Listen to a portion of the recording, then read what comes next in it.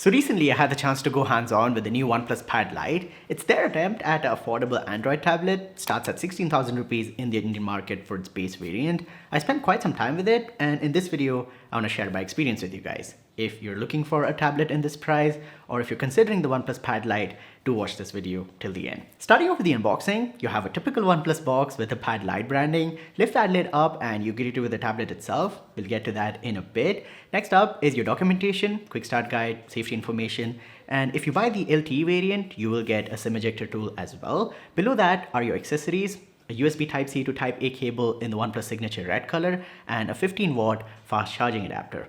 Although the Pad Lite does support 33 watts fast charging, if you want the full speeds, you'll have to buy a different adapter yourself. In the box, you get this 15-watt adapter.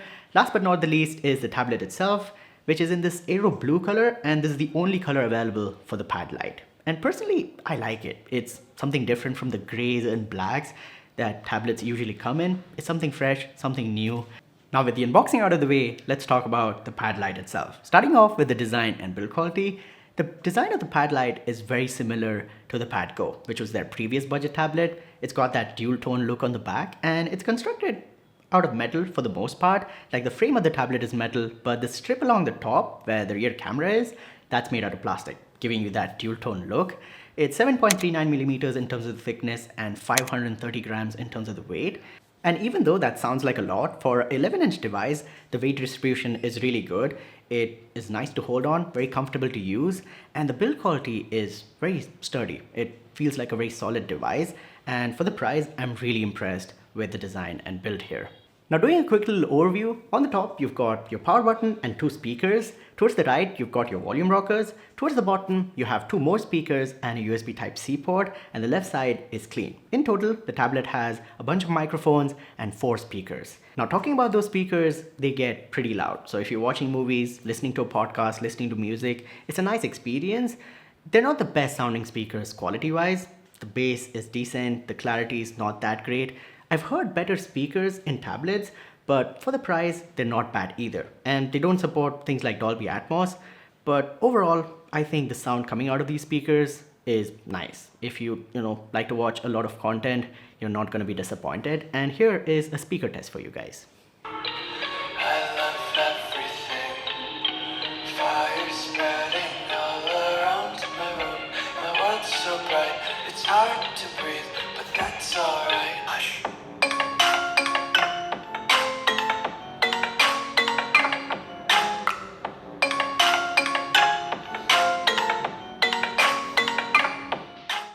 Now let's talk about that display. It's a 11-inch IPS LCD panel with a Full HD Plus resolution, 1920 into 1200, giving it a 16 by 10 aspect ratio.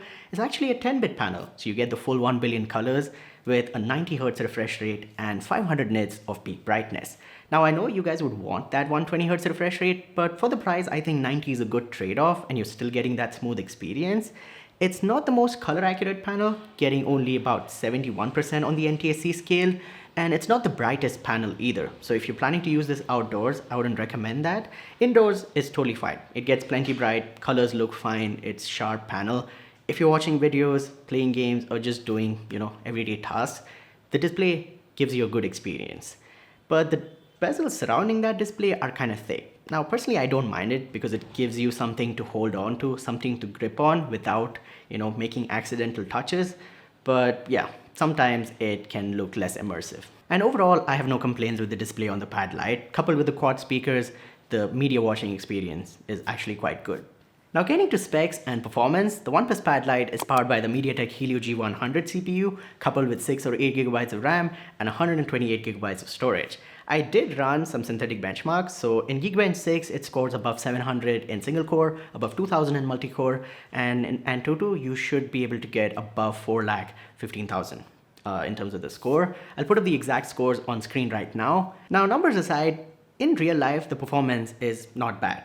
It does take an extra second sometimes to open and close apps. Multitasking isn't that fast, but it's not laggy or choppy in any way. Personally, the device feels really smooth. The software is very clean without any bloatware. So if you're doing basic tasks like email, browsing, watching videos, playing some light games, getting the usual work done, it can actually handle it. Overall, the performance is not bad. Now, it's not going to compare to the flagship tablets like the Mi Pad 7 or the OnePlus Pad 3, but for the price, the performance is not bad. In terms of software, the OnePlus Pad Lite gets Android 15. On top is going to be Oxygen OS 15, and it's a very clean version of Oxygen OS. There's no extra bloatware. I didn't see any ads while I was using the tablet, and it was a very smooth, snappy experience overall. And OnePlus is promising 4 years of OS updates and 6 years of security patches on the Pad Lite.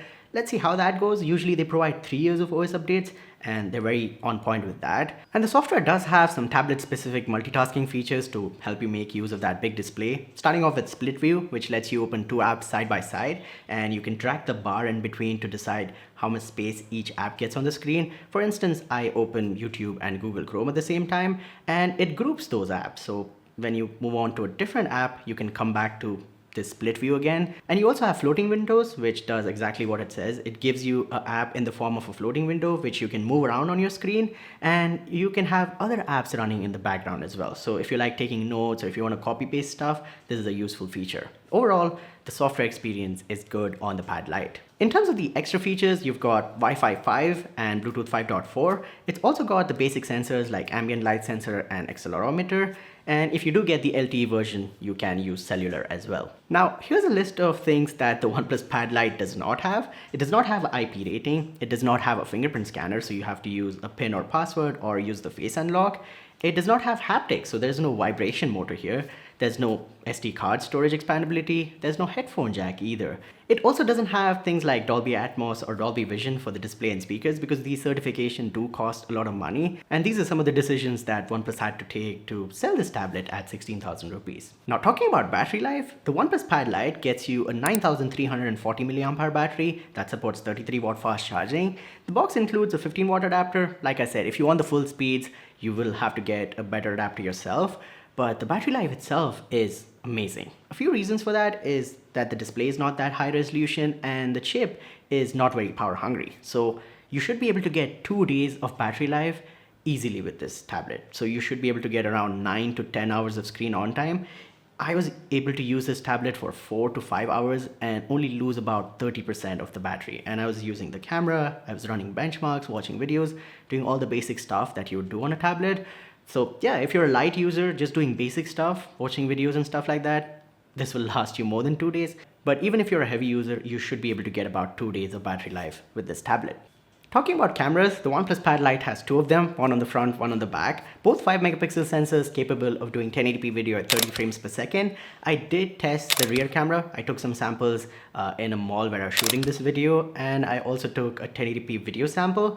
The pictures actually look really nice for a 5 megapixel camera on a tablet.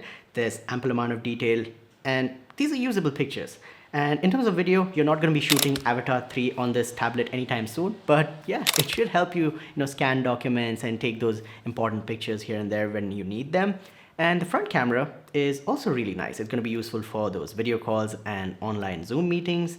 And here is a sample. This is a video sample from the front camera of the OnePlus Pad Lite, and you're also listening to the audio from the internal microphones. You guys can judge how the noise cancellation is on the microphones as well as the video quality from the camera itself. This is how it handles exposure. So yeah, very decent for doing video calls and taking online meetings and stuff.